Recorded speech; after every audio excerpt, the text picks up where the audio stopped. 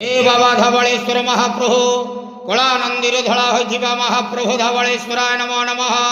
दीपं यदि परम ब्रह्म दीपं यदि जनार्दनः दीपहरत मे पापो पूजा दीप नमस्तुते।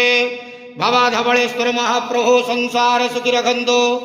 आज महाशिवरात्रि जागर उपवास शुभ बुधवार रे समस्त श्रद्धालु भक्त मान को आश्रीपद करंतु मनस्कामना पूर्ण करंतु कर्म क्षेत्रोन्नति करंतु ग्रहरिष्टमान खंडन करंतु जगतर मंगल करंतु विश्वर कल्याण करंतु समस्त गुआवसा भक्त मानकर मनस्कामना पूर्ण करंतु सेवकर डाक श्रवण करंतु आपणकर नाम विख्यात करंतु समस्त जागर उपवास व्रतधारी मानकर मनस्कामना पूर्ण करंतु।